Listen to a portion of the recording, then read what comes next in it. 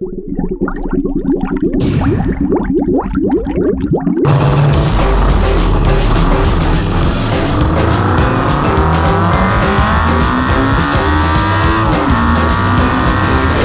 right, guys, so we're back at episode number 3 for Moto Stories with Unkie Phil. And you're so on. I know, well, that's my job. Have you not seen him before? Have you met Phil? Come on. How long have we known each other? It's been ridiculous. First man I ever kissed, right here. At my wedding. With tongue, it's true. It is true, with tongue. If you're going to do it, commit, right? So we've got friends in every city in America, many cities in Europe that are generous. We were talking about earlier about letting us ride their bikes, giving us a place to sleep. Yes. When my wife and I were in Germany, we ran into people that did both. Let us ride their bikes, give us a place to sleep. When we went to Sydney, Australia, we ran into a scooter club there of people that were like, oh, take my Vespa sidecar rig out, see the city.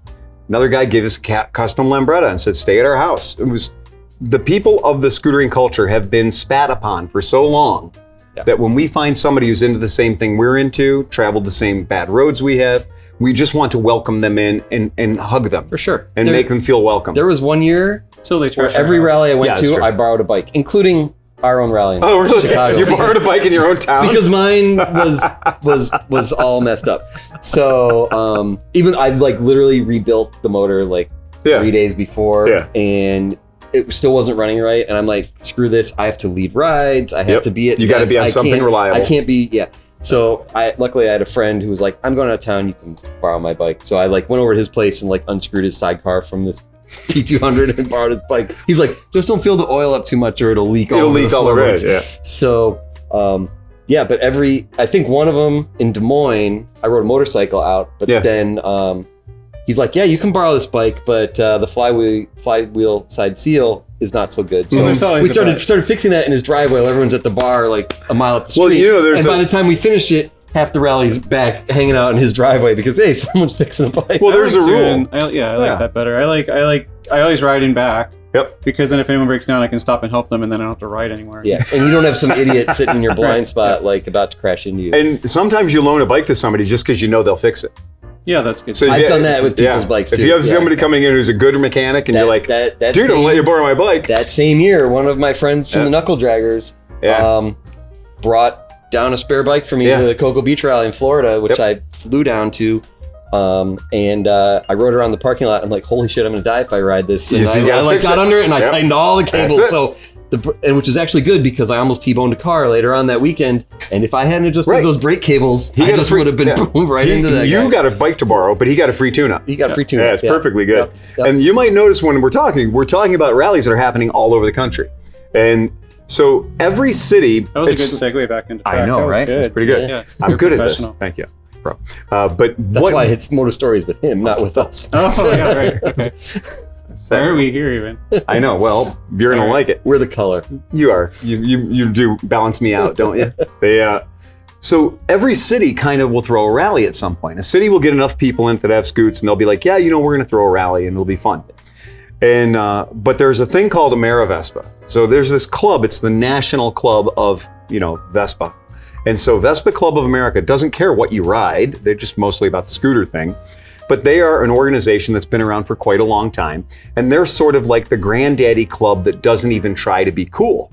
They're more like, well, anybody can be in the Vespa Club of America. Whereas, second to last scooter club might kick your ass out, or you might not meet their criteria of the Pittsburgh Vintage Scooter Club because they have rules. Whereas if you can spend $39 on a membership, you're pretty much in the Vespa Club of America. Even if the rule is you're our friend. Right. And we want to hang out with you and ride together. Right. Sometimes that's all the rule is. Right. But it's invitational. Oh yeah, and the Jedi's, you have to build your own scooter. I mean, there's rules, and so all clubs have rules, but the Vespa Club of America doesn't have any rules, but they do have a hell of a budget because all those people spending in that $39 a year to be a part of the organization. And they've got a big name that can get sponsors. Yeah, absolutely. Yes. Sure. It's the of America, right? And so they do this national rally every... make it sound way more glamorous than it really damn is. Years. Well, I mean... that's because I'm not a member. Right. They have a dinner. Come on, we don't If I were a member, it would not be as glamorous. They have a dinner that people dress up for. Yeah, it was amazing. Yeah, I went to it in a wet swimsuit once. Absolutely. And I wasn't even staying in that hotel. No. Well, I've gone to several free AmeriVespas. Right. Yes, me too. But what is funny, though, is this is the storm of people that are into the Vespa thing because it's wholesome and it's a nice way to tour and meet people. And, you know, they want to be a part of an organization. They want to travel around and go to this thing. It's a different, you know, different coast every year. And it's very, very, you know, they're very mellow. They tend to do things very nice, you know, very, not even PG, maybe G. But the problem is you get the RV subset, which is how I kind of think it's like that kind of that same vibe. There's always a fancy the people hotel that travel in RVs, and then there are those of us who are just like, you know what, it runs, and there's it's always I dropped it, but it's just a little paint and that's scratched up, and you know I didn't break any bones, so let's just keep going. And you got a beer. I'll have there a beer. is the scooter culture that gets to the rally and goes, no, wait a second, it's $79 for admission to this dumb scooter rally for this weekend. And I'm like, you can't bitch about it. A meal? You weren't going to pay for it anyway. Like, I've known you for 25 years. You've never paid a rally admission. The only patches you have are ones you've stolen. So you're not going to spend $79 to participate in the Vespa Club of America rally. You $19 You to pretentious. participate. Yeah, you're a savage. You don't even belong here. But you're going to be here all weekend and complain about how lame they are. Yeah. Yes, that happens, everyone. And then there's also the times when we find each other, the misfit broken toys. Well, everybody, right. I mean, it's a larger turnout than just about any other rally. But it is. But there's still the entire subset of people like us. Yep. So we have fun and we make our fun. And and luckily really all of the organizers of VCO are people like us, so they are involved in the fun part. Yeah. It's good people, and it is. And they always hold it at a very nice hotel. So many of them spring to mind, but the Chattanooga one, I thought that was pretty interesting. You know, they just opened a scooter shop in Chattanooga, and so there was some momentum there in the community, and they decided they were going to have it at the Chattanooga Choo Choo Hilton. It was a Holiday Inn. Was it a Holiday Inn? But it's one of the nice Holiday Inn resorts. Yes, it was a resort. It's not like a Holiday Inn Express last And then down at the bottom of the hotel, they had literally about 18 rail cars that were the real proper sleeper cars, the Pullman cars. Mm-hmm. And they had laid out beautifully. And we had rented one of those to sleep in because my club had promised me that they were all going to come to Chattanooga and participate in this rally. And none of them did. We, myself and Selena, had an entire rail car to ourselves as a result of that. Which party beyond, but I think they had 4, maybe 5 pools at this hotel. It was a big at hotel. least 3 that I can remember. 3. Yeah, certainly 3. And as the evening progressed, we went into the one pool as you do. Yes. And then security showed up, and then more security showed up. And I think they called security from some other properties because there was way too much security there for one hotel. Yes. And then they asked us to leave. Yes. I think that was the pool that was already closed when we went no, into that was it. the second one Okay. because we had to break into the second one. So they got ahead of us. So when they kicked us out of the first pool, they went and locked the other 2 pools. The first pool closed. Yes, thank you. I guess they all closed. Right. But I mean, the first pool closed while we were in it. Right. And the second and third pool were pre-closed for our protection. Right. Yes. Yeah. And so we immediately went, well, we'll have to go to the other pools. And then somebody went, but there's a gate and it's closed. Yes. And the gate was chest high. Chest high. And then we were like, we're going to go over the gate. And then Joe Casola showed up with one of those Queen Mary carts that hauls all the clothing. Bellboy cart with a giant cardboard box full of all the leftover Budweiser cans from the banquet with like 150 people, which was not at this hotel. At a totally different hotel. Off-site. So somehow he managed miles away to steal all the beer from that one and bring it to this one. Yes. And then Alex Tassi, our friend who's part MacGyver, part Mad Max Road Warrior, and part right? James Bond. And James Bond, to be fair, yes. right? No, Sean Connery, James Bond. That's true. He fiddles the lock. Oh, the lock magically opens. We now have a wide open event, and now there are more people because they'd heard about the first one getting shut down. They said, well, we better go get in on the second one. Yes. And then security came back again with police that time. And the police were there with their very bright flashlights. Yes. And we kind of took the posture of those Chinese monkeys that just stay in the water like all winter long. Yeah. And we basically thought if just our nose and eyes are out of the water, we can hide behind the beer cans floating in the pool. the police were just like, we left all those skin-colored beach balls at the pool. Exactly. Right.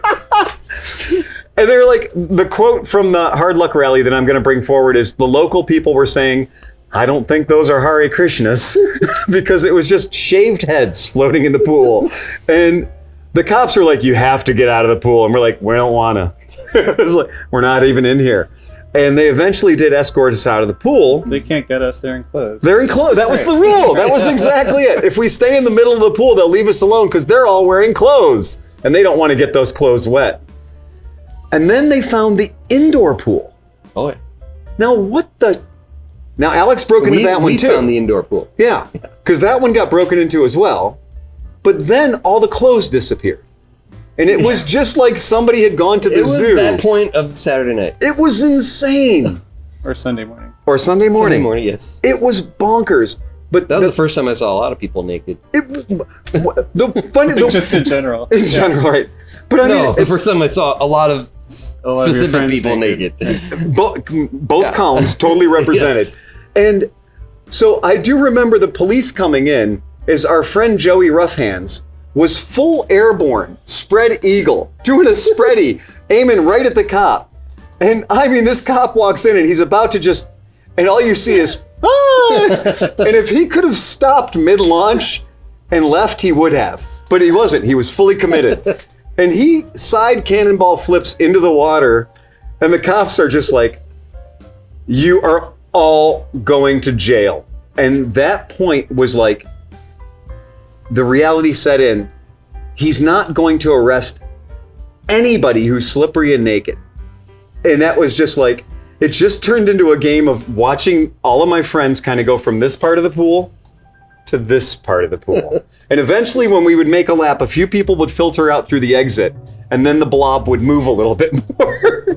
But we never put down our beers. We never stopped drinking. And the cops were like, no, really, seriously, you're going to jail. And then like 2 or 3 more people jumped in front of the cops. And I was just like, oh man. And I was like, I'm glad I'm not sleeping in this hotel. I'm sleeping adjacent to it. Yeah, I'm sleeping I'm sleeping in a rail car. Yeah. That's it. They're not going to bother me in the rail car. We'll be just fine. But none of us went back to our hotel room. No, but anyway. So there was this idea, what happens at these rallies is we tend to sometimes do a naked ride. I mean, a naked ride is always fun, especially if it's a city rally. And you're just kind of like, hey man, what we're going to do is, midnight or so, 1 o'clock in the morning. You know what we should do? Hey, everybody, let's go grab the bikes and go take a naked ride. Or usually it's 2 people do it, and then everyone else goes, it's a good idea. I mean, I've seen you do it. Like Monkey see, monkey do. It is unkie see, unkie do. And it happened, but why did you? It was my birthday. Oh, okay. All right, that explains it. Tell them what you did. I made flyers. Like cut and paste, like punk rock style flyers. And you did that in the field. You did that at an event with you didn't have an I cut off for 30 minutes. I fucked off for 30 minutes. Found a Kinko's. You made a flyer. Who even brings an X-Acto knife to a scooter rally? Kinko's has X-Acto knives. But the point of paper slicers. But you do understand the idea of the element of surprise, don't you? I was young and dumb. Okay. Younger and dumber. One of the fun elements of a naked ride is what the hell's happening. Not if you have a flyer in your hand telling you at midnight 30 we're going to meet in parking lot C. Soccer riot, 10 p.m. Yes, soccer riot, 10 p.m. So when we all showed up there, according to the flyer, yes, we did, and so did the entire Chattanooga Metropolitan Police Department. Now, and to be fair, only like 2 of them did. And that was enough. And they were naked, so it was sort of and all the people. No cops like group nudity. And all the people from all 3 bars we went to that night, because you were passing out flyers to everyone. All cops. I honestly don't remember it that clearly. I do. And we got there, and there were all kinds of people in this little weird cul-de-sac area that were like, "So when's the naked ride going to start?" And I was like, "That's not how naked rides work." We don't wait for a kickoff time. Yeah. We're not waiting for a gun to fire or a ball to drop. It's some asshole goes by naked on a bike. And all of us assholes who normally are the guy who goes by naked on the bike, we're looking around going, where's the first asshole? Nope, not going to be me. No Darren? Way. Because I did think at that point, I was like, whoever does this first. I did show up with shorts on, ready to So did going. We all. We all did. And there were the police. Yeah, and that was like, nope. Yep. No. So that was the naked ride that didn't happen. I don't know if they showed up because of the flyer or because we were already a bunch of assholes. Yep. And there's a tattoo convention at that same hotel that night. I'm going to say that was the trifecta. Yes. Yeah. It was pretty good. May have. But I think it was the most publicized but least participated in a naked ride of my history. Yes. There was like a scrapbooking convention too, right, or something. There were No 3. way, really? I think there were 3. And I one made was the flyer specifically so they could scrapbook That's it. true. That was pretty good. But we did, in the plus column for the Chattanooga rally, VCOA rally, we did ride around the Smoky Mountains. It was amazing. It was great. Yeah. I think I rode one of the rides. It was just raining so bad. Yeah, I was like, no. And we just trailed it in somebody's pickup, and I think like 4 people went down on like these 20-mile-an-hour roads. Crazy. Well, crazy it was. I mean, it was. But it was a really nice ride. The weather made it treacherous. The roads were beautiful. Yeah. And that was the rally. I crashed a scooter without falling off of it. Mm-hmm. And then after I crashed it, rode the tail of the dragon on it. Yeah. And then rode like 70 miles on the interstate back to Chattanooga. On the crash bike. On like a totaled 150cc scooter. Blown out. Yeah. Insurance write-off. We're still going for it. You bought that bike from me. I did. Look, it was an insurance write-off, so there we go. Yeah. Insurance totaled it out, and then you bought it. And then I bought it. Left. Yeah. What was left of it? Let's be honest. What was left of the bike I purchased? So yeah, I mean, that's an idea about, we talk about national rides, but we talk about like that kind of a thing.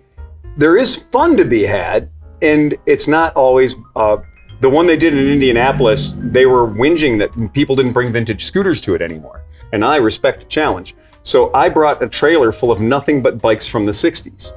And then people said, well, there's nothing there to buy and sell. So I made sure they were all for sale, and they all ran. And I almost bought one of them. 80% of them had titles. You had a fantastic Blue Badge Sprint that I almost bought. That thing was nice. Yeah. And so we brought all these running bikes out, opened up my trailer, set them all out, and rode the hell out of them. And all these people that complained there weren't enough bikes for sale. And these were like $1,200 a piece. They weren't expensive. But they were solid vintage. But they were solid with titles. And all these people that were complaining didn't buy a single one of my bikes, and also then didn't acknowledge how many vintage bikes were there. And it was a really good showing. The guys at Indy did a great job. But again, it was AD, our friend. We all found each other. Yes, as we do. As we did. Well, and then we had to violate a pool. I was just like, you know where I'll find them? It wasn't even a real tiki bar. No, it was the only thing that resembles a tiki bar Yep. in the city of Indy at the time. Yep. This was about a decade ago. Yeah, it was but the only thing that resembled a tiki bar that was near where we were supposed to be meeting up, the rally was supposed to be meeting up. And I was like, I bet I'll find them there. And I walked in, and no bat signal. Yes. No bat signal needed. And we drank them out of Mai Tais. Yes, we did. We 86'd the Mai Tais and had a great time because, again, we just found each other. But then that was Alex. The best thing. Alex, the Russian doctor. This is the thing. Someday you'll meet him. And when that happens, you won't forget. No. I'm just going to warn you right now. He's a doctor, and he's Russian, and his name's Alex, and you'll remember him. I don't have to tell you. I promise you, you'll remember him. He's majestic, but also a bit of a scrapper. He's majestic like Russian bear. He is like a Russian bear, and that's what happened the whole weekend. Was AD, who was fun-sized, yes, and then Alex, and they were both living in West Virginia at the time. Yes, they were as well, I believe. And what happened there between the two of them, it looked like one of those comedic wrestling matches from the 80s, where they're just chasing. It never stopped. And I was in the middle of that whirlwind. It was tiring. It wore me out, man. Tell them to like our page. So, we don't have a page. Oh, tell them to follow us on Instagram. We don't have one. Well, we do. We have Moto Stories, Unkie Phil. Yes, we do. Yeah. No, I don't like that stuff at the end, Brian, because people that watch this, they know where to find it because they just found it. Tell them about the contest. Well, there is a contest, but Sleepy's probably going to roll that. Oh, okay. Yeah, Sleepy's probably going to roll that, but we are doing a contest, and we did look in the prize bag, and the prize bag is now up to a value of $750. So we have $750 worth of merchandise. No, cash. It was cash. We said we're giving it cash. $750,000. But it's Reichsmarks. $750,000. So enter now. This multiplied by several orders of magnitude. I think that's a good idea. I think we should up the bounty a little bit. That's right. Right. I think that's a good idea. Donated by Piaggio USA. They'll be thrilled to hear that. Yes. Their marketing department will be. I think they'll get right behind that. Yep. What an opportunity for them to get some brand awareness. Nobody knows what a Vespa is. You could buy like 2 Sean Weatherspoons for that. We could get 2 commemorative Sean Weatherspoons. There you go. And then you could double your money in 20 years, clearly. Right. I think that's a great idea. Right. So you guys got anything else for us? I could tell you more stories about Vespa and Indy. Oh, really? Really? Come on. Well, specifically at that they clearly didn't get my hint that we were supposed to we were at. Well, they closed at midnight. Yes. Right? Yeah. And the whole rally had that blocked off. We had a street. Yep. The 8 of us left, walked out of the bar, and the whole rally had fucked off to bed. Oh, yeah. At midnight on a Friday. Oh, by the way, you're right. On a Friday. There was the 6 of us there. Our bikes were still just parked by the curb. The street became a street again. And we were like, but nobody told us the street was a street again. And I think we walked around the corner. to some bar that was still open, and we hung out there for another couple hours. And then I got accused of stealing scooters because I had to move all of my own bikes that were on display in front of the street, and I had to move them back into the trailer. Yeah. And I had to do that though at 1 or 2 in the morning after the whole rest of the world had closed, and I got accused of stealing bikes. Yeah. Meanwhile, they were all my own bikes. Yeah. And that was kind of weird. Now that was in retrospect, but that's what happens when you go to the bar instead of paying attention to what the rules are. The other fun thing about that rally, which is a cool thing that I think only VCOA could have organized, was riding on the Indy Speedway. We did ride on the Indy Speedway on the oval. We did ride on that. It's pretty cool. Me and my friend Debbie, we came in, instead of coming in the north end of the Speedway entrance, we came in on the south end and kind of rode all the service roads around. And met up with the big group beforehand. Yeah. And leaked oil all over that shit. That's what a little bit, but the story's not done. Let me finish this. Okay, go. So of course they're like 1 lap only. Yeah. No shenanigans. Single file, 30 mile an hour max. Get out. And I get on the thing and I'm just like, 30 miles an hour is boring. What's the worst they're gonna do? Kick me off of here? Right.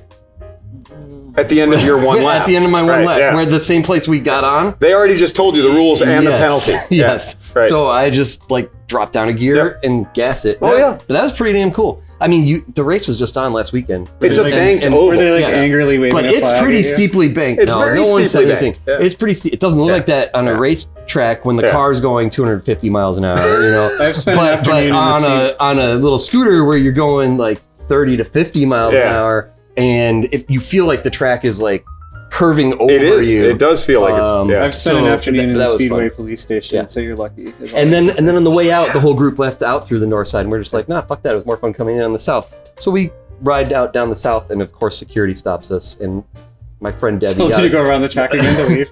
No, we're on the service roads. We're gonna kick you out. Service roads. Okay. And so we get halfway out, and security stops us, and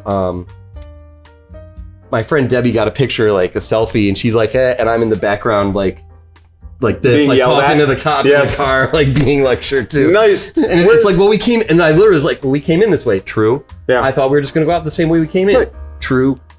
I conveniently ignored the fact that there were clearly signs that says no access. You're not a child. You're a grown-ass adult.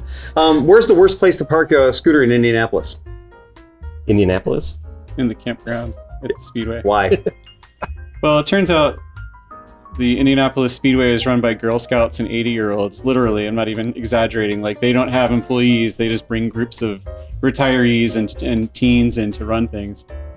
So, at the MotoGP, they give you a wristband, and then they put a wristband around your mirror on your bike, and they have to match for you to leave the campground. But there's just guys driving around in white vans, just loading bikes into their vans. Stealing everything that's parked there. And the AMVETs guarding the door are not going to search vans, so I had a bike stolen. You had a bike stolen. I mean, I dropped the keys right next to it, so that didn't help. But allegedly. No. So... yeah, that's a good way to lose a bike in Indianapolis, in case you're curious. We've had many friends lose bikes. So yeah, we're going to get back to you again with more Moto Stories with Unkie Phil. Again, there are more Moto Stories with Unkie Phil. Man. But right here in the middle, there's going to be, what'd you say that was, Brian? So it was like... $750 right there? million. Right there. Yeah, but this is like 720 by what? Yeah, I don't 1080 know. or whatever. So like, let's go. You're the artist. It's right there. Right here. Steve will put it right there. Okay. And so that's a they're going to put it right in front of your face. Moto Stories with Unkie Phil at gmail.com. So if you have any comments about this, put those in the bottom. Subscribing's free, and if you don't subscribe to stuff, you're just a freaking idiot. Because how else do people know if they're I got a notification about Moto Stories today before we started filming. Right. Yeah, because Sleepy drops this stuff. He edits it. He makes it look beautiful. Fernando's got great skill, and they make things that are fun and cool, and they put them out there for people to enjoy, like these people. So remember, folks, ride fast and take chances. Sing it with me, guys. Press